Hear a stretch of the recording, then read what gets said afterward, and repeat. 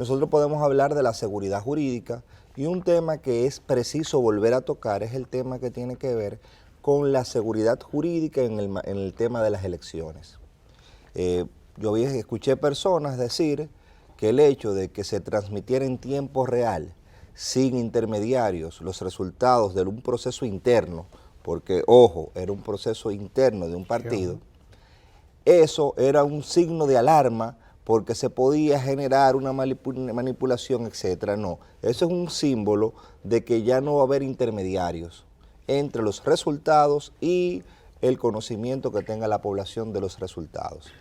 Pero yo he llamado la atención varias veces de una denuncia que pudo ser importante en su momento porque venía desde el presidente de una organización política, pero que esa denuncia tuvo varias mutaciones. Y había explicado que una teoría del caso, que es un esquema con el cual una persona asume, en el caso de los abogados, un proceso, la defensa o la acusación de un proceso, debe de ser única y verosímil. En este caso hemos tenido una teoría del caso que ha ido mutando. ¿Qué es lo peligroso de esa mutación, de esa teoría del caso? En donde primero era un algoritmo, que código fuente, que hacker, que compra de cédula, donde fueron dándose versiones contradictorias sin esperar los resultados. Y aquí nosotros hablamos de cómo se determinó y se validó ese sistema de voto automatizado al hacerse la auditoría, pero ni siquiera se esperó la auditoría para hacer tienda aparte y juntarse con la oposición. Ahora resulta que una serie de voces que han venido alertando de un fraude y de un sistema de poca confianza en lo que es la Junta Central Electoral. Sí, porque lo que quieren es ir creando desde ahora. Ir creando, claro. Y sistemáticamente han ido colocando ese mensaje. Para decir que su derrota, porque la tienen ya calculada. Pero ayer pasó algo que me llamó bastante la atención, y fue algo que resalta la prensa nacional, que es que el PRM conformó un ejército para los colegios electorales. En principio, pudiese entenderse que se trata de los delegados, pero como aquí ya otra persona también habló de crear un ejército con ex militares y ex policías, como parece que retirados, sí, ex militares y ex policías, muchos de ellos retirados, ya vaya usted a imaginarse después de cuántos escándalos, por cierto. Esta persona, la oposición, que parece que tiene una alianza táctica, estratégica y electoral, aparte de la electoral, de pensamiento, ahora repite el mismo guión, no con militares y policías, sino un ejército de 60,000 personas que ellos dicen que van a detectar cualquier situación anómala y van a tomar la acción. Y yo quiero llamar la atención, como lo hice en el momento de que se produjo esa declaración desafortunada del expresidente Fernández de formar un ejército casi paramilitar, porque como usted me dice que va a formarlo con militares y exmilitares que no tienen experiencia electoral, porque en República Dominicana no tienen derecho al voto, cuando la Junta Central Electoral es quien tiene en ese momento, a través de la Policía Electoral, que está conformada por miembros de la Policía y de las Fuerzas Armadas, la vigilancia del proceso. Y ojo, la vigilancia del proceso y de la fase administrativa del proceso, porque la fase contenciosa la tiene el Tribunal Superior Electoral, producto de un proceso de evolución y de división de funciones. Cuando usted se encuentra con individuos que comienzan a desacreditar el proceso y a hablar de ejércitos y a hablar de grupos, ninguno de esos grupos tiene que custodiar nada. Ahí está la Policía Electoral para custodiar el proceso, ahí están los mecanismos institucionales para cualquier duda que haya se encauce el proceso, y los partidos lo que sí tienen que tener son delegados en las mesas, como tenía delegados el presidente Fernández, que no impugnó una sola mesa, porque dicho sea de paso, no es una creación nueva, no es que se está descubriendo el agua dentro del coco, ni el agua en cubitos de hielo, el hecho de que los partidos y los candidatos tengan delegados. Eso ha sido nuestra tradición. Y nuestra tradición también había sido que esos delegados impugnaban en las mesas, había un voto auditado, un voto observado, que aquí fue funesto, por cierto, ese voto observado. Acuérdese el proceso de Jacobo Magluta. Acuérdese, por no irnos a los procesos internos de esas agrupaciones, donde se tiraban granadas, donde habían muertos, tiros, sillas. Sí, claro. Que las compañías de sillas plásticas prohibieron alquilarle sillas a esa organización porque se las rompían. Entonces estamos hablando de que República Dominicana ha venido evolucionando con muchos altibajos, con mucho esfuerzo, hasta tener un sistema más sólido que todo lo que habíamos tenido, con una conformación jurídico-electoral de América Latina. De América Latina hoy en día, y que tenemos, por ejemplo, el uso de la tecnología, que lo que hace es que facilita cualquier auditoría que se le hace, porque la tecnología deja huellas. Pero estos señores se llaman modernos. Se llaman modernos. Y además se llaman y promueven el cambio, dicen ellos, que son modernos y que promueven el cambio. Pero además se precian mucho de ser sabiondos, y de estar muy al día en todo, como ese mismo señor Fernández de la Fuerza del Pasado, del que usted menciona. Y resulta que ahora niegan la tecnología. Claro. Resulta que ahora niegan el cambio. Resulta que ahora niegan la modernización de todos estos sistemas y quieren volver para atrás a votar marcando cosas. Claro, porque así sí es verdad que hacían fraude. Marcando en una cosa de papel. Con palito y cerito, con bolita y palito. Sí, señor, eso lo vivimos los que trabajamos en algunos procesos electorales, en las mesas donde trabajamos. Eso lo vivimos, sí señor. Y ahora esta gente, estos modernos, le tienen miedo a lo moderno, le tienen miedo a la tecnología, de la cual ellos dicen que son o han sido promotores y defensores en algún momento. Pero a la hora del voto, ellos cuestionan eso. Mire, yo no me quería ir por ahí, pero yo recuerdo el proceso del 2002 y lo que pasó con la candidatura de Santiago y quién era el candidato en Santiago de lo que hoy es el PRM, que era el PRD, que se le pusieron unos palitos al señor Domínguez Brito, no sé si ustedes se acuerdan, y donde en base a esos palitos fue que se ganó una senaduría en Santiago muy vinculada desde el punto de vista sanguíneo al candidato que representa el PRM hoy en día. Porque fue así, con esos palitos, que se ganó en el proceso del 2002 ese PRM-PPH, que en ese entonces era el PRD y mutó al PRM, fue así que ganó. Entonces volver, como usted dice, para atrás, es un antagonismo con eso que ellos llaman de llamarse moderno. Todo por desprestigiar al proceso electoral. Por eso yo encuentro peligroso, por ese desprestigio, decir que hablarme de un ejército, hablarme de grupos que van a custodiar el proceso. El proceso lo custodia la Junta Central Electoral, la Policía Electoral y los mecanismos institucionales que nosotros tenemos. Y esos son parte de los mecanismos que nos han garantizado la seguridad jurídica. No es que cada quien tenga una fuerza por su lado, porque eso sería volver al conchoprimismo electoral. Aquí hubo una época de los generales Concho Primo, donde no había un ejército organizado, donde cualquiera, tipo Demetrio Rodríguez, tipo el bandido de Desiderio Arias, cualquiera se hacía general, creaba un caos, daba un golpe de Estado, y con eso había que negociar con él. Entonces ahora yo me encuentro gente que no son la Junta Central Electoral hablando de ejércitos electorales. No, señor, usted lo que puede tener es un delegado electoral. Delegados en cada mesa. Y punto, su delegado, pero no policía, no un ejército electoral, no nada, porque República Dominicana tiene un orden institucional, al no ser que ustedes lo que estén hablando desde ahora, porque los votos no le da, en subvertir el orden constitucional. Eso es lo que quieren, saben que los votos no le dan. Y entonces quieren desprestigiar el proceso desde ahora, vender la idea, pero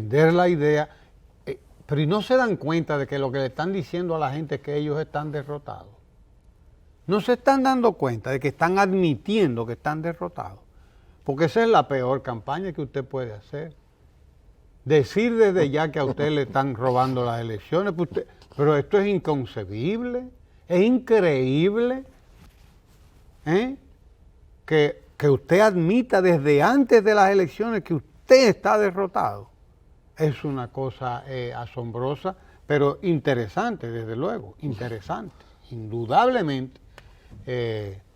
Pero en realidad eso. Justificando su derrota. No hay que dejar de recordar que este señor, que es el candidato principal de la oposición, fue capaz de ir a la OEA. Fue capaz de ir a la OEA a decir que le habían robado las elecciones del 2016, que había perdido de manera abrumadora, porque el presidente Danilo Medina ganó con casi un 62%. Casi un 62%. La votación más alta que ha tenido República Dominicana porcentualmente. Candidato alguno, que dicho sea de paso, acaba de salir una encuesta de esas que pagan los empresarios privados, un empresario privado concreto, que dice su nombre incluso ahí en el medio, es Sigma 2, que dice que el presidente de la República tiene un apoyo hoy, es decir, un reconocimiento que supera el 60%. Las otras encuestadoras lo dicen, una más, una un chin menos, todas las otras, porque no se atreven a decir lo contrario, porque hay cosas que usted no puede tapar el sol con un dedo, no se puede tapar el sol con un dedo. Unas hablan de un 54%, otras hablan de un 50%, otras de un 55%, y todas por arriba del 51%. Todas por encima del 50% de aprobación que tiene después de 8 años. La gestión de gobierno del presidente Danilo Medina, después de 7 años y pico, camino a 8 años. Eso es histórico, que un presidente, después de tener ese tiempo gobernando, tenga una aprobación de un 60%. No le extrañe a usted que ganara las elecciones del 16, cuando se supone que estaba mucho menos. Y todas las encuestas tenían también, en principio, porque al final muchas de esas encuestas no querían perder el negocio que representa su nombre, su marca, y aunque en principio dan unos resultados, al final tuvieron que dar que el presidente Medina ganaba en todos los escenarios, y así ganó con un 62%. Por entonces, eso no lo querían de candidato. Sí, por eso hicieron todo lo que hicieron, para evitar no solamente la reelección, sino mantener un impedimento constitucional que solamente le aplica a la persona del presidente Medina, producto de un chantaje que hizo quien hoy está en la oposición, el señor Fernández, a lo interno del comité político, y obligó a que se le pusiera una cláusula hecha con nombre y medida para que el presidente Medina no pudiese ser candidato otra vez y buscar inhabilitarlo, porque al final se trata de una violación a sus derechos políticos y al derecho político que tienen los dominicanos de elegirlo en caso de que lo entiendan, y se bloqueó ese paso de manera constitucional y se utilizó la Constitución como eso. O sea, la Constitución sirvió para contener lo que pudiese ser la expresión de las mayorías, algo que es también bastante antidemocrático. Pero usted sabe que a veces desde esos think tank o tanques de pensamiento se articula todo un discurso que termina siendo muy autoritario y muy conveniente. Y el señor Fernández se utilizó ese think tank que tiene, ese tanque de pensamiento que él tiene, para blindarse y procurarse un discurso no es un tanque de pensamiento, institucional. Es un tanque de otra cosa. Bueno, usted sabe que a él le gusta decir que think tank, que hay un grupo un de pensadores. De infamia, ¿Sabe lo que hizo hace 2 días? Trajo un grupo de constitucionalistas, pero cuando usted mira, el español que trajo había participado en un libro y fue empleado de una investigación que pagó esa fundación, y los otros habían sido jueces vinculados políticamente a su tendencia, que todavía están vinculados políticamente a su tendencia, para presentar un panorama en República Dominicana institucional. Entonces lo peligroso no es que él se exprese, porque él tiene derecho a expresarse. Lo peligroso, y aquí veo por ejemplo hablando sobre los recursos sobre los candidatos tránsfugas, es que en República Dominicana se condena el transfugismo, se haga una ley para condenar el transfugismo, y la seguridad jurídica que da la ley, porque seguridad jurídica es cuando usted puede prever cosas, se abandone y una persona diga que esa ley no le aplica. Pero si usted fue candidato en un proceso interno y perdió y no pudo demostrar que hubo una irregularidad contra usted, usted no puede agarrar e irse para otro, porque eso lo prohibía la ley. Entonces, la ley es mala para mí, pero buena para otros. Claro, aplicarle la ley al otro. Así es. Mire, interesante, ayer hubo una reunión del gabinete ampliado del gobierno. Esta es una reunión que se realiza 3 veces al año, cada 4 meses más o menos. Debía 4, pero bueno, cada 3 meses, pero hay una que cae en el año siguiente. El sistema de monitoreo de la administración pública, SISMAP. el SISMAP, se reunió ayer el gabinete ampliado para pasar revista a cómo han evolucionado, cómo van las metas presidenciales, por un lado, y además cómo va avanzando la administración pública en su plan de actualización, de modernización, de ajuste a los parámetros internacionales de la administración pública, porque esto es internacional.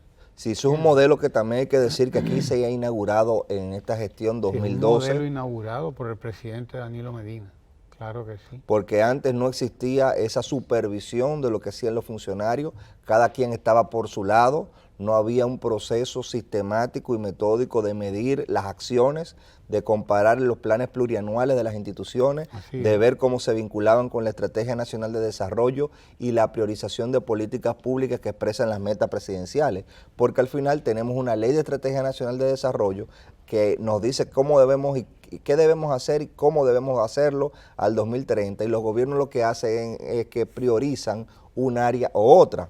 Entonces todo eso estaba por su lado. El presidente Medina creó sistemas como ese que es el de la administración pública, pero también un sistema para el control interno que usa la Contraloría, que es la NOVASI, pero Normas también básicas del control interno, pero también un sistema de compras, y todo eso lo estructuró de una manera que a los funcionarios cada vez que van allá le ponen su nota. Entonces tienen que demostrar si están pasando la nota, si están regular o si están en excelencia.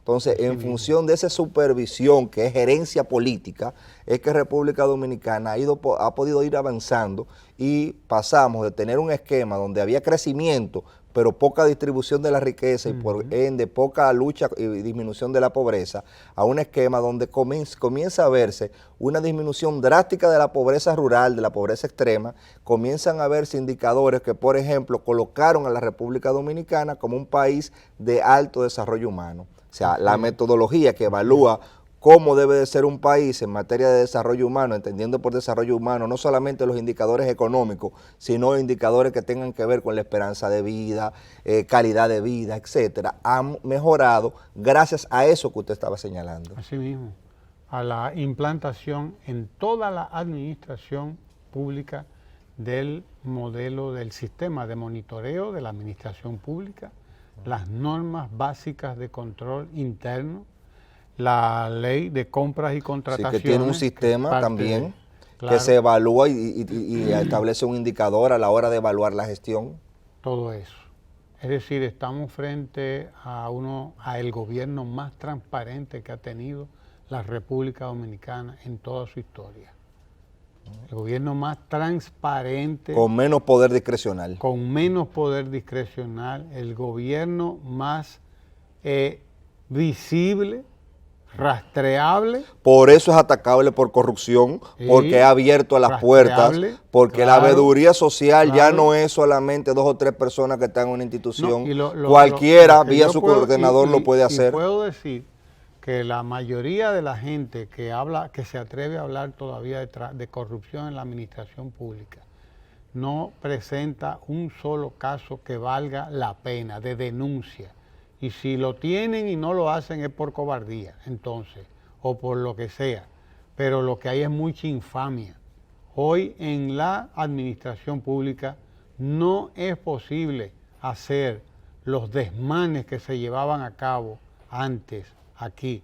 Todas las compras y contrataciones son publicadas, por lo menos las de todas las instituciones, y hay de aquellas que no lo estén haciendo. Y pueden ser objetadas, y hay instancias que no para lo estén eso. haciendo porque tienen problemas, están en problemas.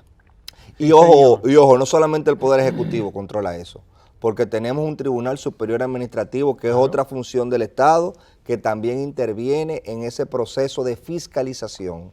Entonces, nosotros no estamos diciendo que no hay corrupción. La corrupción, hay quienes plantean que es consustancial al ser humano. Lo que sí decimos es lo siguiente, que hay menos poder discrecional y hay más control que nunca en la historia de la República Dominicana de cualquier acto de corrupción que se haga, porque cualquier ciudadano con su computadora puede auditar lo que ha pasado en un proceso de compra. Y si alguien no está conforme, puede elevar recursos, no solamente a la dirección de compra, sino a un tribunal. Claro, más allá, tribunal administrativo. Y los funcionarios comprometen su patrimonio, porque a partir de la Constitución del 2010, el funcionario que comete una acción antijurídica puede comprometer su patrimonio o compromete su patrimonio personal. Si usted en el cargo hace una acción antijurídica y se prueba que es antijurídica e ilegal, esa acción compromete su patrimonio personal y eso era una conquista que no se tenía. Usted se encuentra que en ese periodo 2000-2004 se hacían millonarios gente. Lo más sobresaliente de la reunión de ayer del gabinete ampliado, es decir, los ministros, los directores generales, etcétera. Lo más interesante es que la cantidad de instituciones del Estado que pasaron, que dieron el salto a tener una puntuación por encima de los 80. A estar en verde. A estar en verde. Y las que pasaron de estar en rojo a estar en amarillo es una cantidad impresionante.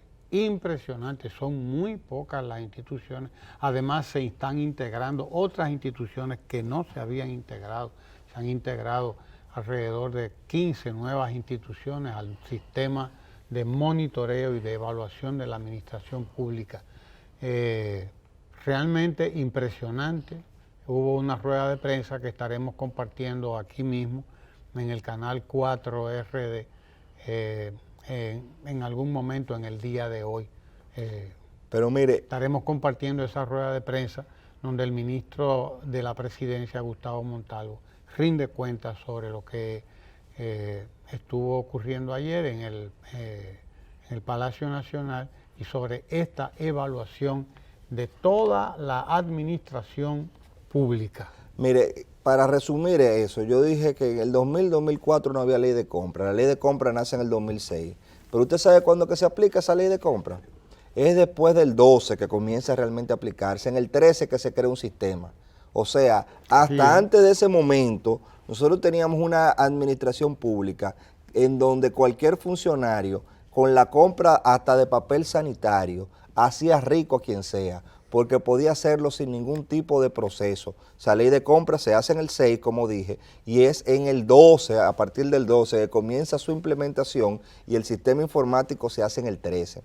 Entonces yo veo gente hablándome de corrupción y oiga lo paradójico. Ayer yo vi una foto de un exdirigente del Partido de Liberación Dominicana hasta el mes de octubre que había sido señalado como corrupto por la gente del Partido Moderno y ayer estaban en un meeting, yo creo que le mandé la foto, esa persona sindicada como corrupto con el candidato presidencial de esa organización. Entonces usted dice, parece que a partir de octubre dejó de ser corrupto y ahora es un santo que merece la aprobación de ese señor.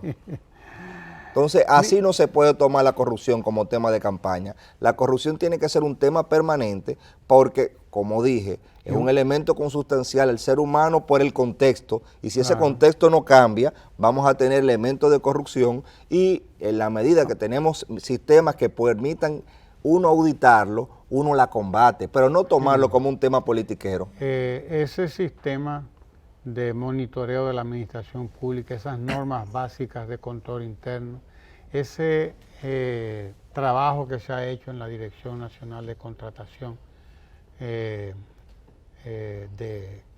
la Dirección General de Contratación que dirige la doctora Yocasta Guzmán, ese trabajo que se ha hecho en la Dirección General de Presupuesto, en la Dirección General de Ética e Integridad Gubernamental. En la tesorería que eliminó todas esas cuenticas que habían. Ese trabajo que se ha hecho ahí es un trabajo monumental y esa sí es realmente una lucha frontal contra la corrupción del sistema, la corrupción que le llega al ser humano como sea, por su propia...